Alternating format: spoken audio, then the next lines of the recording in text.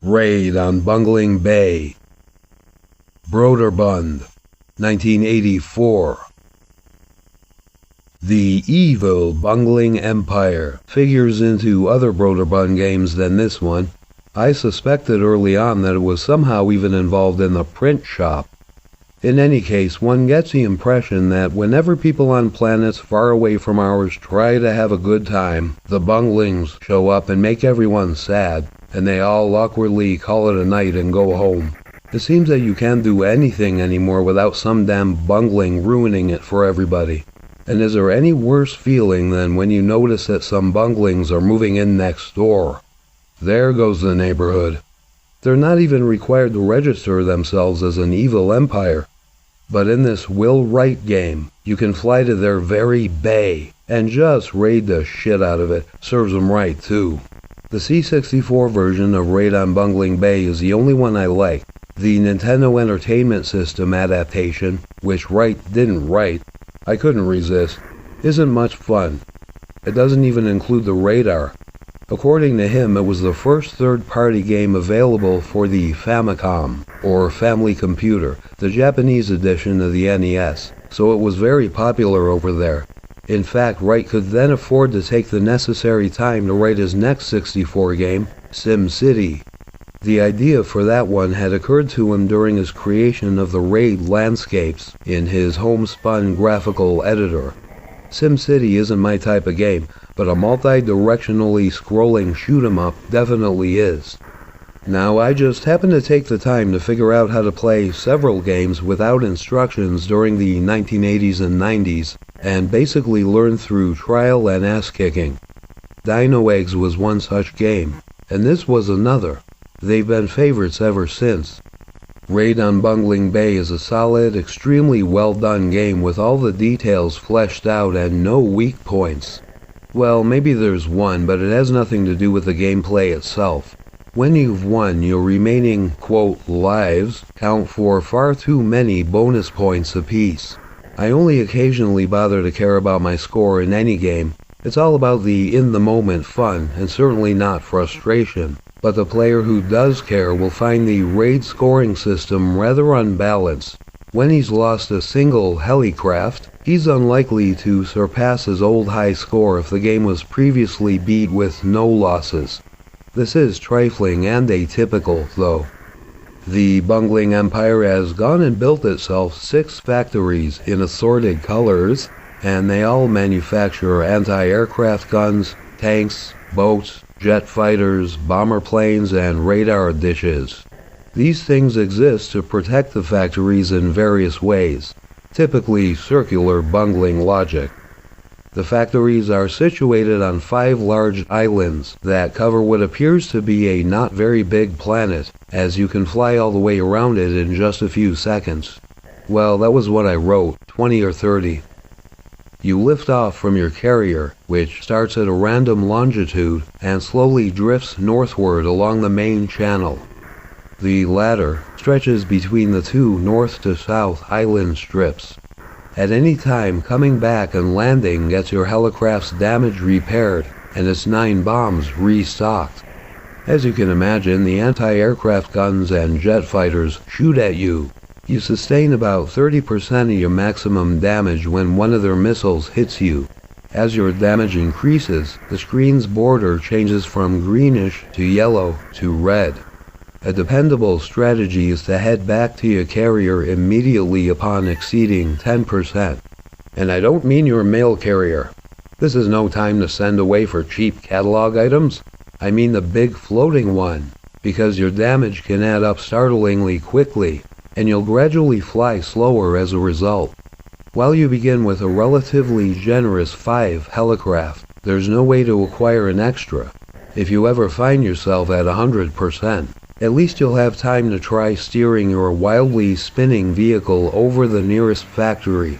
Crashing onto it will inflict substantial harm, even wiping it out if you've sufficiently increased its own damage with your bombs. Sadly, if you crash into the water, you don't get to wade in Bungeling Bay. You don't get to wade in Bungeling Bay. The game features asteroid-style controls. Left and right rotate your helicraft. Upward accelerates it, and downward slowly does the opposite until, if you choose, it stops and hovers. It fires straight ahead when you briefly push the button, whereas dropping bombs and landing entail holding it down for about a second.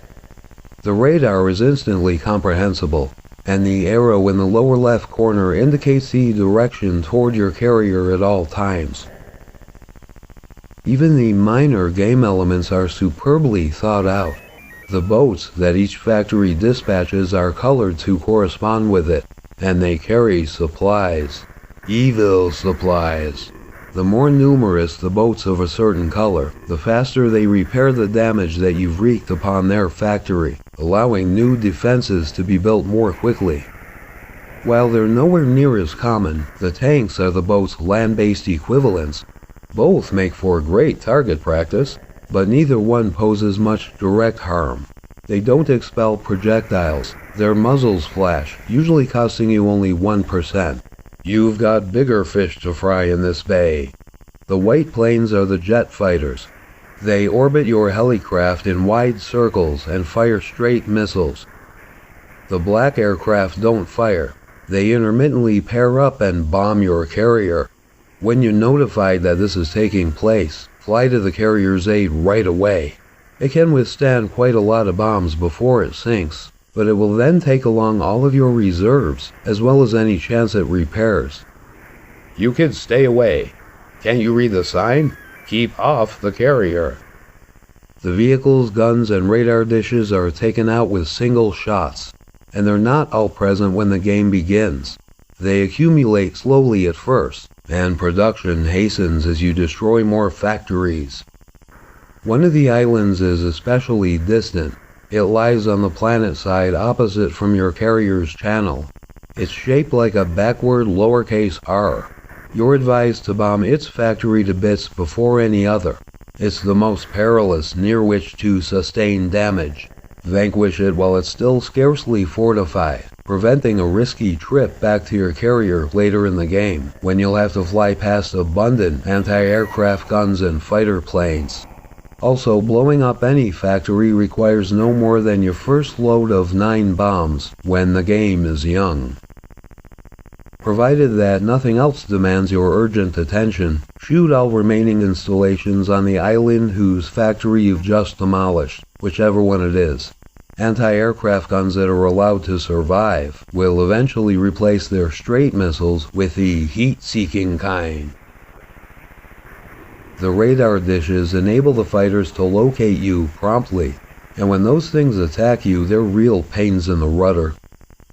Once you've destroyed the factory I specified earlier, the only island containing 2 of them is a fittingly immense one to make safe for flying over. When it's been secured, you can land without threat in the enemy airfield near the northern shore and steal a load of bombs.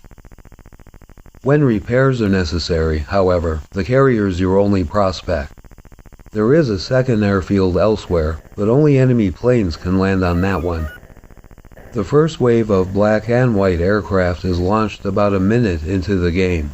Whenever you spot a landed, reloading plane, take a second to turn and blast it. This'll keep it from bugging you when it's airborne in a few seconds.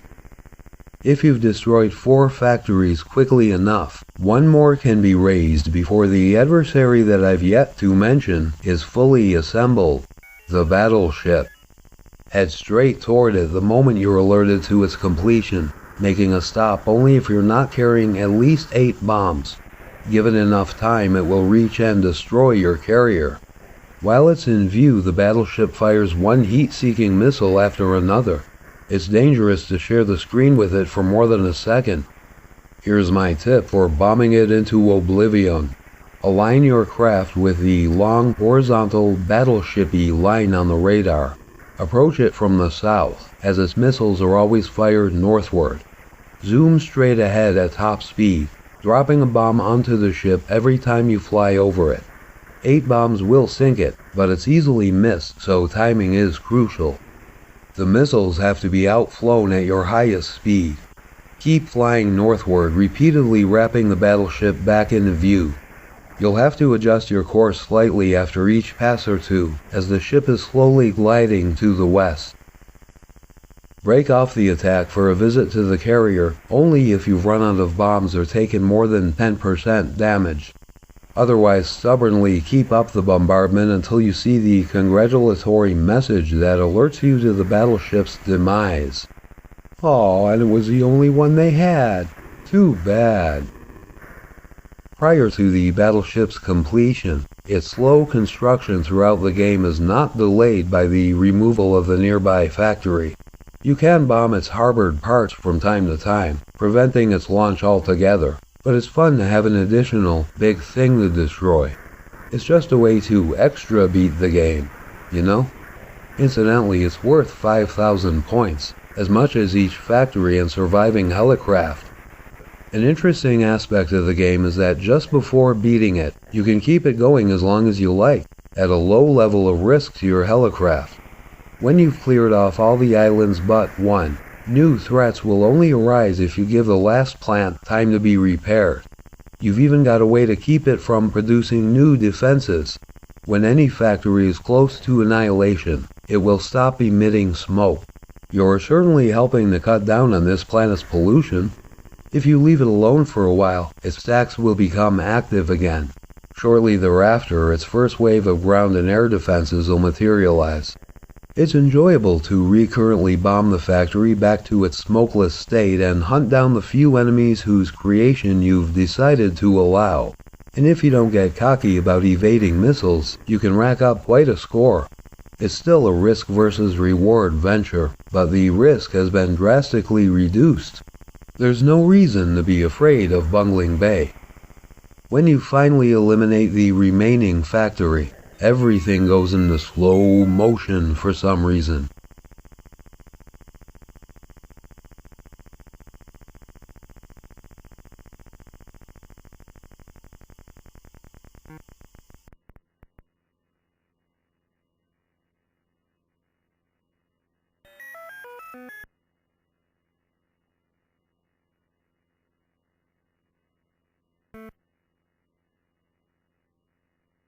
Your surviving helicraft are counted for points, and you're treated to a proper game ending that makes you feel like the broder badass you are. First, you make the front page of the daily news. It's about time we've got some non-spun current events, right? The article even specifies how many intact helicraft you're left with. It calls them wildfire attack copters. They're helicraft in the manual, but the other term is cooler. Then you're given a parade on Bungeling Bay. It actually appears to take place in a crowded city, but I couldn't pass that up. There you are, seated high in a convertible, waving at the scrolling crowd. Of course, you might be the one driving instead. It's not made clear. All of the fireworks that you haven't destroyed are set off. Well, the factories were surely packed with them, considering the dramatic, drawn-out explosions. This game is a designing and programming achievement. What makes this especially evident is that beating it feels like an achievement, no matter how many times you've played on Bungeling Bay. Alright, we'll be back on the Commodore 64, of course, but that's it in the book itself. Next we move on to the Commodore VIC-20 with Scorpion.